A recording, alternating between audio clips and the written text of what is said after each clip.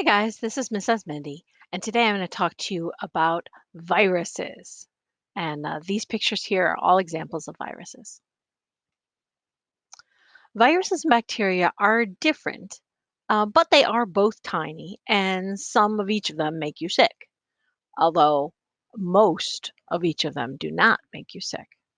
Okay, so here's some of their relative sizes. So, bacteria, although they are different sizes, almost all of them are bigger and a lot bigger than viruses. There are some really huge viruses that are larger than the smallest bacteria, but for the most part, viruses are much smaller than bacteria. So more than 100 times smaller. There's a lot of variety in viruses, but there are some basic parts, and these basic parts you will have to know and recognize. So I would recommend you drawing a little picture of this. So there's the capsid. That's the part on the outside. It is a protein coat that protects the genetic material that is inside. And this genetic material can be DNA or RNA, and I'll say a little bit about that in a minute. And this capsid is made of many repeating proteins that kind of just fit together. Now, RNA versus DNA. We'll talk about that more when we talk about genetics, but just a little bit to so that you know what we're talking about when we say RNA versus DNA. So, RNA is instructions for making proteins.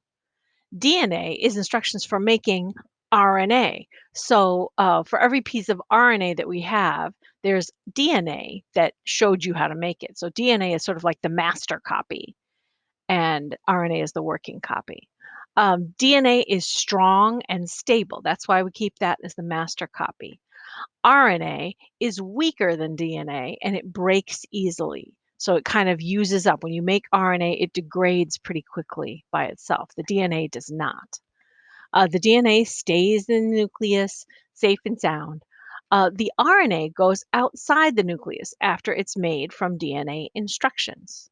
Okay, so it kind of lives in different places in the cell. It has different jobs, but it's still uh, nuclear genetic information. Some viruses have a membrane envelope, and so that's this envelope that just means uh like a shell around that, but it's made of membrane. It's like a bubble of membrane around that. So here's a naked virus that just has the protein coat and the genetic material inside. And this enveloped virus has what is basically a membrane, same as in a cell membrane, but it's not a cell. There's the protein and the genetic material inside. There are a few basic virus shapes. Um, and these are kind of like weird names, I'm sorry. Helical, isocahedral, enveloped, which we just kind of talked about, and complex, which is just sort of something that isn't helical or isocahedral. Okay, so helical, a helix is means a spiral. And so this is a spiraling shape. So this genetic material in this, so that's shown here in red, is coiled with proteins stuck to it on the outside to make this protein coat.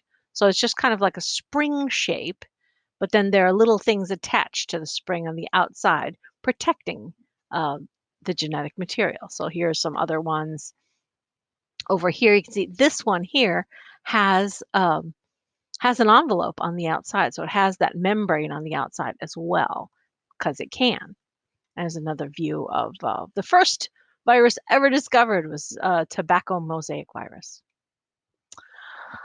Isocahedral, and I put it here to how to pronounce it, isocahedral. And these are kind of, I mean, all viruses are cool looking, but these are really bizarro looking, especially this one. But these proteins fit together like a puzzle to make the capsid, the protein coat. And the genetic material is protected inside this kind of shell. And they're 20-sided. So isocahedral means 20-sided, like this die, if you've ever seen dice like this.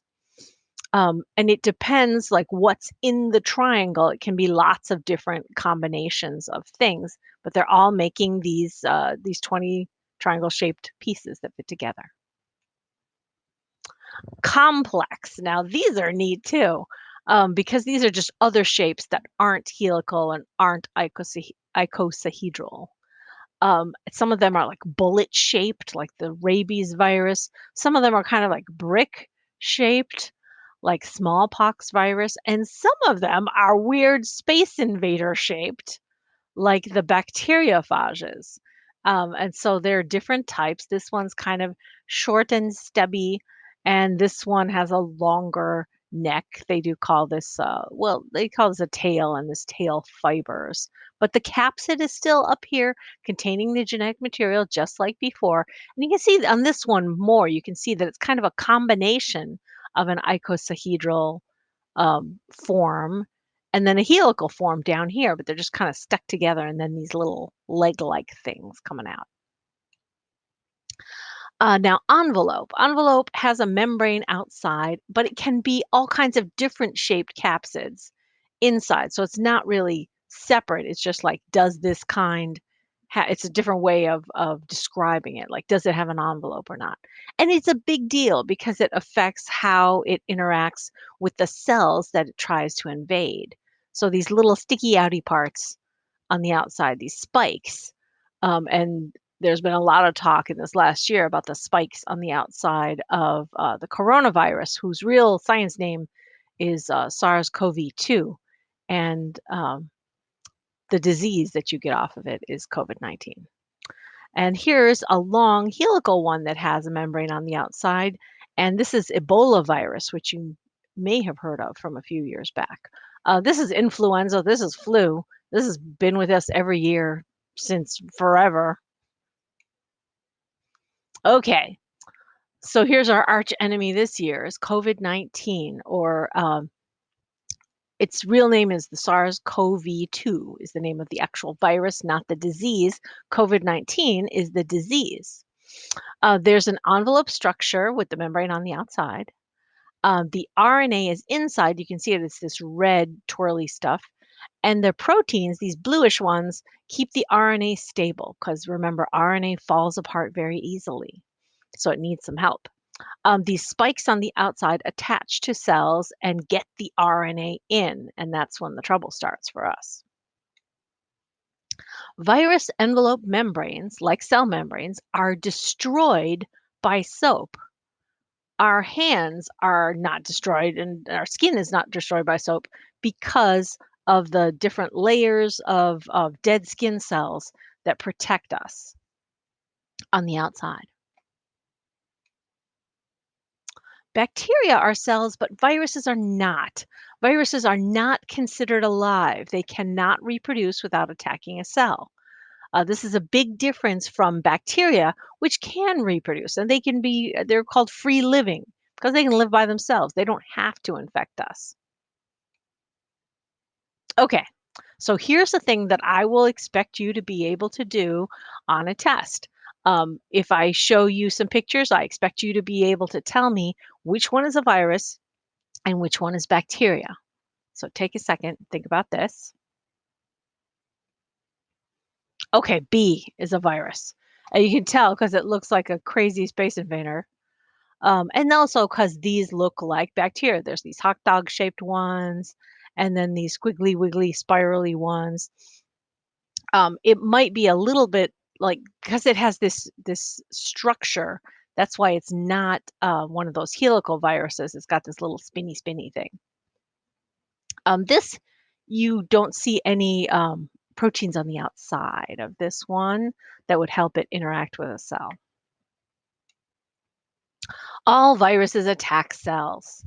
So this is a bacterial cell, this part that kind of looks like a planet down here, being attacked by many viruses. And these weird looking space invader ones specialize in attacking bacteria. They actually do not attack anything but bacteria. And you can see that they're injecting their genetic material into the cell. And here's some ones that have already done it and they've broken off. The basic way that viruses reproduce goes like this. One, attached to a cell. They use those proteins or sometimes other structures that aren't proteins on the outside. Get the genetic material inside the cell. Then trick the cell into reading the virus genetic material to make proteins and other virus parts. That's pretty easy once it's inside the cell because the cell assumes anything inside there, that's me. I can, make those things. Then they have to get out of the cell, escape from the cell, and spread. So for getting inside a cell, these spike things sticking out from the virus, whether it has an envelope or not, they can attach to things on the cell. These things that are, the cell has all kinds of different things on the outside of the cell trying to sense um, and take action on different things that are happening. Like if there's food outside, oh, yeah, you want to bring that food in. So um, it can either be brought in by the membrane on the outside of the virus actually merging with the cell membrane of the cell. And then you can see, like, if this just kind of popped up like here, then almost like when you partially blow a soap bubble and then it goes back in, goes back flat. Or it can just make a little opening and swallow up the virus, and then the genetic material gets out later. The difference for these bacteriophage type of viruses is they don't mess around. They actually have a sharp, stabby thing, and they just kind of like crunch down onto the cell membrane, and they inject their genetic material inside in case they were not creepy looking enough. That's what they do. Now, getting out of a cell, there are different ways that they do it, and they damage the cell to varying degrees. So some viruses, the cell gets so full of the new viruses made by the cell, poor cell, that it explodes in like an explosion of viruses going everywhere. It can be less than that. It can be budding, where the little parts that go inside the virus go out to the edge of the cell and then get wrapped in the cell's own membrane and then sent away. So those go out a couple at a time inside these bubbles of the cell membrane. Or the viruses can go out a few at a time without any cell membrane. They can be wrapped in a membrane inside the cell, and then as that merges with the cell membrane, it just kind of like pops the insides out. A sneaky thing that viruses do, and quite a lot of them do this, is the virus genetic material can hide in the DNA of the cell and activate later. So it can sneak into the nucleus, which there are some that do that, um, and hide inside there and pop out sometimes years and years later to do the infection then.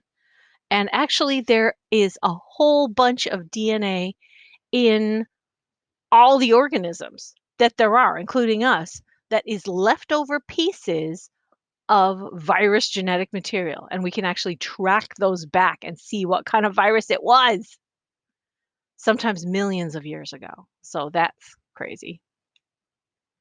Viral infection, remember, means takeovers of cells. This kind of shows a little more detail. At first, it attaches. This is showing a bacteriophage. I don't know, bacteria as an example. It injects in the DNA, and then it breaks up the cell's DNA, and the cell is tricked into making these virus parts, which then self-assemble and then they break out. So that makes the head, it makes the tail, and it makes the tail fibers, which that's what they call them. They're not really legs. They call them tail fibers. They kind of work like legs, though. Some viruses, despite all this trouble, are pretty. At least I think so. I think this kind of repeating pattern stuff is kind of neat. Viruses can also be helpful. So we can make them be the enemy of our enemy, if you think about that. So scientists in March 2017 changed some viruses so that they only attacked cancer cells because viruses are very specific about the kind of cell that they attack, even though they mutate a lot, but the kind of cell that they attack for that virus is specific. So these green cells show in a tissue where a virus attacked. Viruses can also fight resistant bacteria. So, scientists have changed the DNA in viruses to make them attack resistant bacteria, which could be another thing to do when if our antibiotics run out. And it was something that scientists were investigating before the discovery of antibiotics long ago. Okay, that's it for bacteria today, and I will see you next time.